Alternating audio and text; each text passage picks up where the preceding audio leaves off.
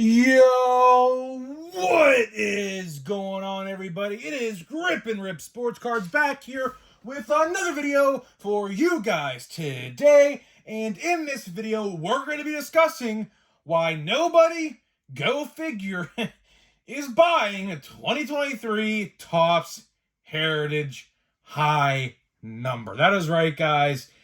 Ain't looking too good. Ain't looking too good on the high number sales, to say the least. So before we get into that, thank you so much for joining me on this video. Can we get a minimum of 100 likes on today's video? That's the best way you can help me grow this channel, is by hitting that like button. And speaking of growing the channel, we are doing a giveaway. So at 8,000 subscribers, we're giving away something. Quite frankly, don't know what yet. So it just depends really when we hit 8,000.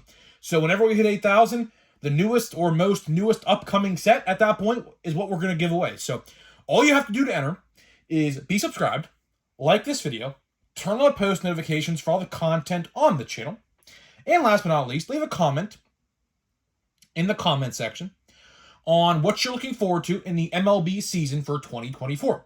And that's all you have to do, and I will pick the winner once we hit 8,000 subscribers. So there's that. And last but not least, Christmas merch is available. So get yours today, guys. We're only 8 days away from Christmas. Santa Claus is coming down the chimney very quickly, and get your orders in if you want it. So rock Christmas in style.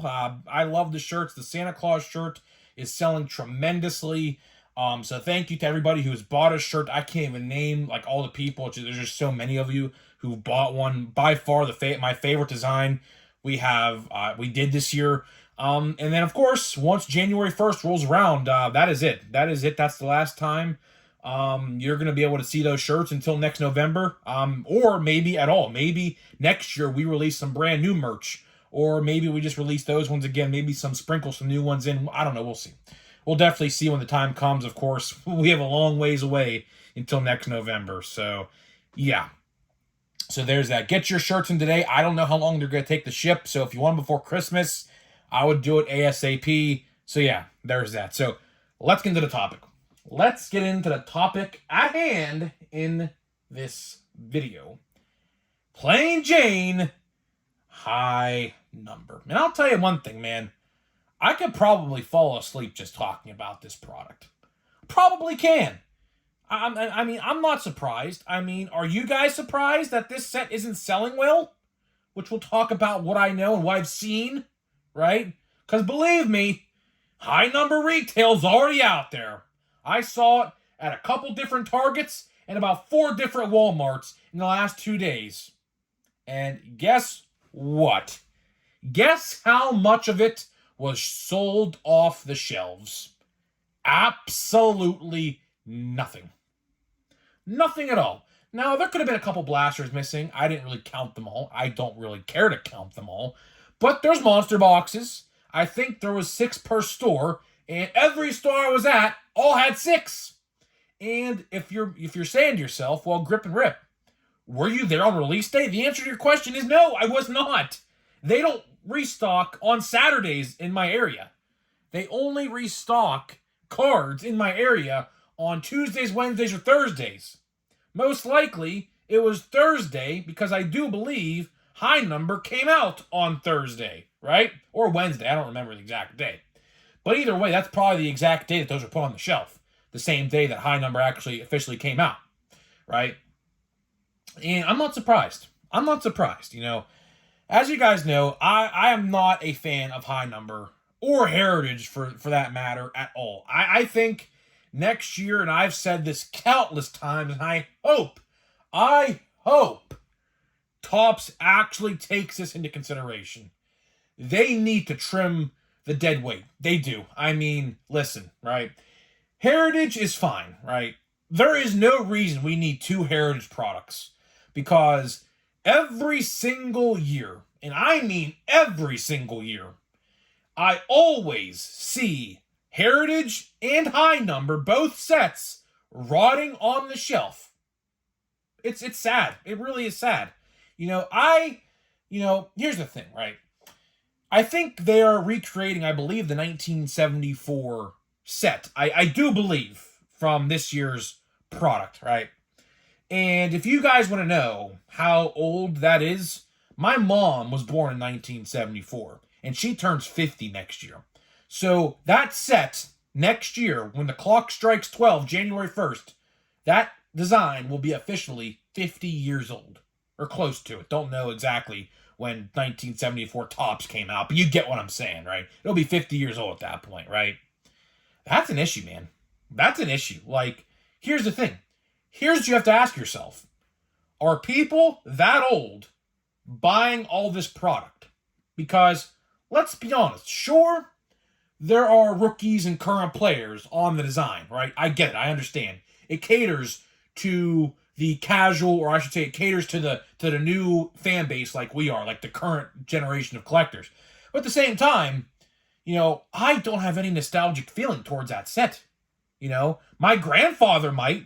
My grandfather was a huge card collector back in the day. Fun fact, this could be a whole different story for a whole other video if I wanted to talk about it, really.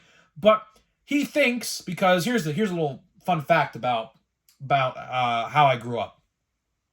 So my grandparents, my great-grandparents, my grandpa and his mother and father, they gifted him the house that they lived in growing up, right? They moved out. He stayed in that house, right? And eventually, when my mom was old enough to own a house, he gifted that house that he got gifted to him to my mom. And that's where I grew up for, I think, the first 12 years of my life. Then we moved and built a whole new house and things like that. He thinks, believe this or not, he thinks there's a Mickey Mantle rookie card in that house somewhere, because he told me this like 2 weeks ago. He said there was a secret spot, like a hole in the wall, like you had to like move stuff to get into it, and he stuck stuff in the wall, like his like valuable stuff, because his mother would throw out baseball cards and stuff like that. Get this, because Mickey Mantle was his favorite player growing up. He thinks there's a Mickey Mantle rookie card in my old house. Believe that. I was like, are you kidding me, Gramp? I was like, Gramp, are you kidding me? And it's funny because we're actually friends. Like, my mom still knows the people who own our old house. And he was like, well, maybe one day we can go in there and see if it's still there. I'm like, well, I mean, if they want us back in the house, why not, right? Why not? That's just that could be a whole different story for a whole nother day if I really want to talk about that. But, getting back to what I was saying about Heritage and Heritage High Number. People today just don't have nostalgia for that set. Now, if you're a little bit older, like my mom's about to be like 50, maybe your grandparents have some sort of nostalgia, because my grandpa definitely collected that set. He definitely did. I know he did. He was a huge baseball card collector, my mom said, growing up when they were kids. So I know he definitely collected that stuff. It's hard, man. It really is hard, because you have to think to yourself. Who is Topps trying to appease with this new product? Are they trying to appease the old collectors who grew up collecting that design? Or are they trying to appease us, the current collector, to collect the older design? See, it's really tricky. And unfortunately, it's not working. Heritage, there's a reason why I call it. If you guys don't know, if you guys are watching me for the first time, I refer to this set as Plain Jane Heritage and Plain Jane Heritage High Number, because that's really what it is. Plain Jane Heritage High Number. There is nothing going on in that product. In fact, I might add, the most fun you might have opening Plain Jane Heritage are the monster boxes at Walmart that guarantee you blue speckles. And they're not even numbered. That might be the most fun you have opening this product. Now, sure, hobby boxes, we could talk about hobby boxes, which, fun fact, I went to my hobby store again today just to see how much draft he sold from yesterday, and not a lot, so I'm kind of surprised. Draft is actually sitting now at my store. Like, some of it's sold, but he said after the first couple days, like, no one's really bought it. I'm kind of shocked at that, by the way. That's probably because it's in an area where no one really collects baseball cards, really. That Walmart next to his card store, that's like a half mile down the road, is always filled to the gills of baseball product. Nothing's ever bought, so kind of maybe a correlation there maybe with that. I don't know, maybe not, who knows. But either way, he has at least 50 high number blasters and about, I think, 24 high number hobbies. I asked him bluntly, because he's honest with me. I said, listen, how much stuff of this did you sell since the release day, which I believe actually was Wednesday now, because we were talking about it on Tuesday when I went to go get some draft. And guess what he told me? 0. You heard me right. A card store, of all places, which hobby boxes are the product you would want to buy, right? Because hobby boxes, in case you guys are unaware, have lowered the price. Now, Topps raised the price on their site for some stupid reason, but my hobby store is selling the product for $63. Very good price. Very, very good, affordable and cheap, in my honest opinion, considering the fact that I paid $100 for a plain Jane regular hobby box in May. Yeah, the May version, which I think is probably the way better version, was $100 in May. And now, in December, the update version of it, really that's what it is $63 with tax and everything added on to that. You're maybe looking at like $67, maybe something around there, $70 if that, right? So either way, that was pretty shocking to me. Because I just bluntly asked him, like, hey, how much of this stuff did you sell over the first couple days? And he said none. None. People are rather buying Draft and Topps Chrome Black. And also, I did ask him, how much of Topps Chrome Black did you buy? Because I did notice, he had it in. And he said it's almost all gone already. So, let that be known. Let that be known. Like, people, at least in my area, again, small sample size, but very telling, to say the least. People are choosing Draft and Topps Chrome Black over Heritage High Number. And who would have never thought that would be the case? Because, I hate to say I told you so, but guess who's the guy who predicted that weeks ago when they revealed that they're releasing 3 sets in the same week? This guy right here. I predicted this. This is not shocking at all. Now, some places who have other populated areas with card stores might not be the case, but it's a very telling tale. People would rather spend their money on Draft, on Topps Chrome Black, which I hear is actually a pretty good product this year, and just say, no, I don't want high number, right? And here's the thing. I did buy some high number. Not in the way you think, though. Not in the way you think. I bought high number via singles on eBay. Because the only reason I'm buying them, to be honest with you, in case you guys haven't heard the story, I'm going to Pirates Fest on January 6th. So if you're in the Pittsburgh area, it's a free event. I'll be there in case you want to stop and say hi. You guys know what I look like by now. If you don't, go watch my top 5 or top 10 videos. You'll see my face. But either way, if you're in the area, stop by and say hi. The only reason I bought those cards is because they're great to have on-card, in-person autographed. That and Allen and Ginter. Allen and Ginter and High Number and Heritage, surprisingly enough, the 2 most boring sets of the year, are the best actually to get autographed in person because they have a lighter background and the marker or the Sharpie or whatever, the Statler pen you use, will show up a lot better over like a base card like this. It's a lot better, right? So either way, you get what I'm saying. I only bought singles. And fun fact, I bought some relics. I got an O'Neill Cruz relic and an Andrew McCutchen relic for $3 a piece. That's another thing. We can completely have a whole different video topic on this alone.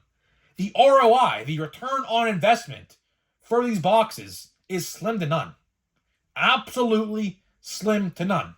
Because there's really nothing valuable. Sure, you might get a hot box. Now, if you get a hot box, which is 1 per case, then you have a discussion and a debate on whether or not you can get your investment back on a box. But let's say you're unlucky and don't get that box out of the case. Guess what, buddy? You're probably making $10, if that, back on this product, which is not good at all. Not good at all. So again, to wrap this video up, essentially, Topps has to make some changes. Absolutely has to make changes. I went to multiple Walmarts, multiple Targets, blasters and monster boxes out the wazoo, and it's only week 1. This set has been out for no longer than 5 or 6 days, not even 5 days, I think 4 days. 4 days. And it is not selling already. Am I surprised? Absolutely not. Topps has to make changes. I'm telling you right now. I think Topps, please take this into consideration. I know you watch my videos. Please, if you're watching this, take this into consideration. This is good, helpful, and useful feedback. And I'm sure a lot of people can agree with me on this. Topps, put Heritage and High Number into one set, call it Heritage, release it sometime in the year, during the baseball season, I'd like to add, and cut High Number off for good. For good. Don't want to see it ever again. Instead, bring back Gypsy Queen. Everybody would rather see Gypsy Queen over this plain-ass, boring set. I promise you. 2 on-card autographs.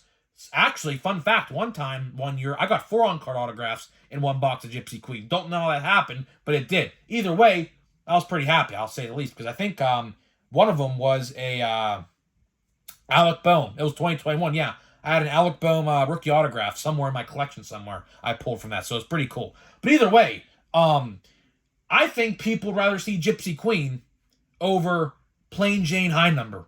Gypsy Queen, of course, in case you guys just started collecting cards this year, they said it was going away for now. Now, when they said going away for now, who knows how long that actually means. That can mean 1 year, that can mean 5 years, that can mean 3 years. We really don't know. But Gypsy Queen was a very fancy and cool set. There was like these playing card inserts called tarots of the diamond and things like that. And it was a very cool set. And all of a sudden, Topps this year just said, okay, it's going away. Which kind of sucked because that set sold tremendously well. If I had to give Topps feedback on one huge business mistake they made in 2023, it was eliminating that set. That set, I remember, the last year, 2022, it sold out one day at my hobby store. It sold out in one day. I wanted to buy a second hobby box. I bought one. Now I was thinking to myself, I should go back and buy a second. I went back the next day. They were all gone. And I have never, aside from like a couple heavy hitter sets, have never seen a product like that. And keep in mind, the big rookie names are not in 2022's version. So you're not getting J-Rod, you're not getting Bobby Witt, or any of those guys in that product. The only people in that product that were worth value at that time were a player not to be named no more who played for the Rays. You guys know who I'm talking about. And O'Neal Cruz.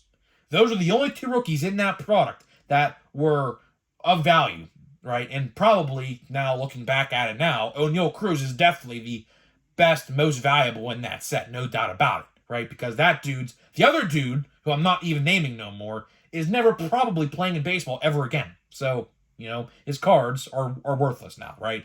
So, it sucks. I wish they'd bring it back. I really wish they'd bring back that set. I would absolutely put Heritage as one set, make it 700 cards. You don't even have to trim out the people who don't even want in the product. Of course, regular Heritage is 500 card checklist, High Number's a 200 card checklist. You can combine them, or you can make it like a 600 card checklist or whatever, right?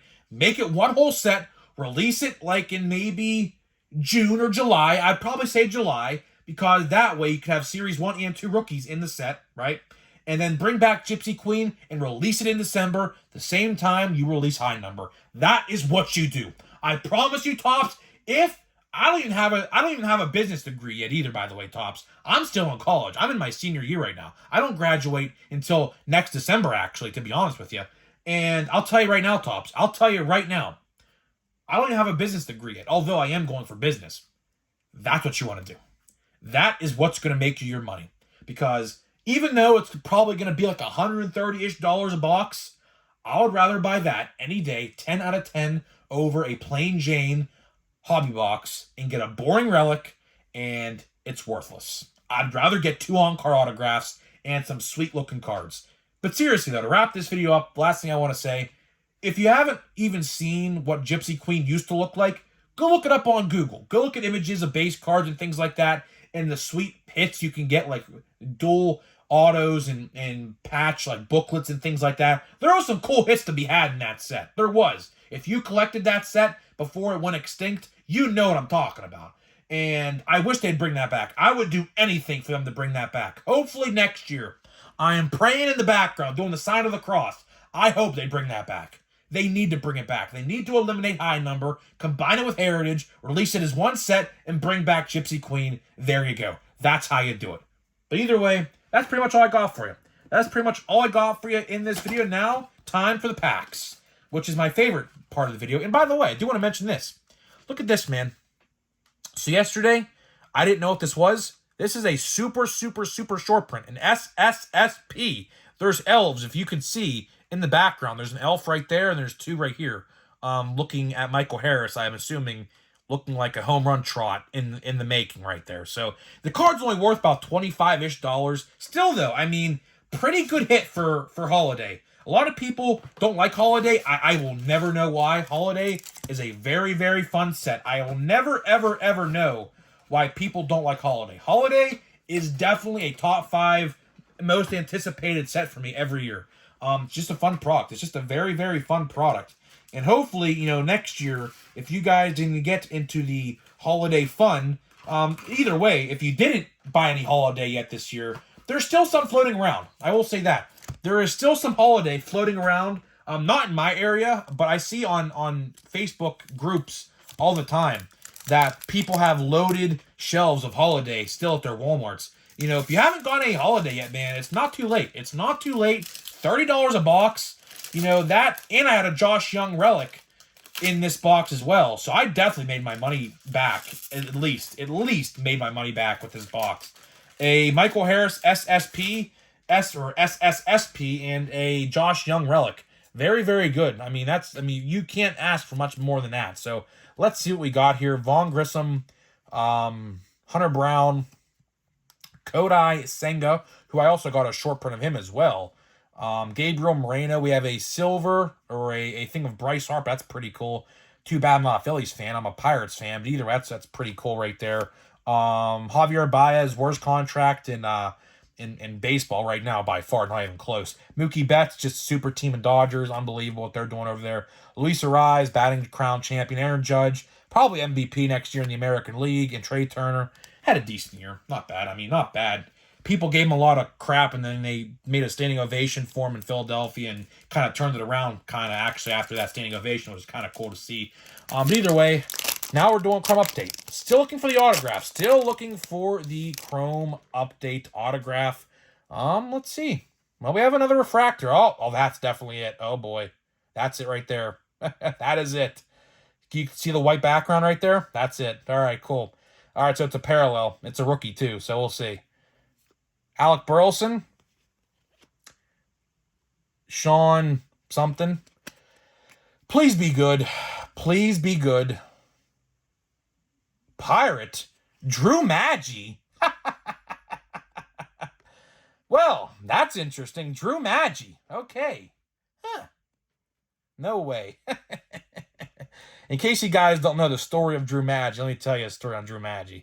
Hey, I'm going to take it. It's literally worthless. I'll tell you why. He's a 33-year-old rookie, and it's a sticker auto. Man, come on, Topps, with the sticker bullshit. Whatever. Sorry for the language error for a minute. But either way, I'll tell you a quick little story on Drew Maggi.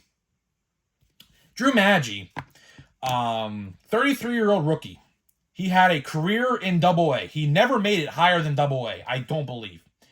And the Pirates, for a doubleheader in Washington, I believe the background is Washington, because he only played like 5 games, right?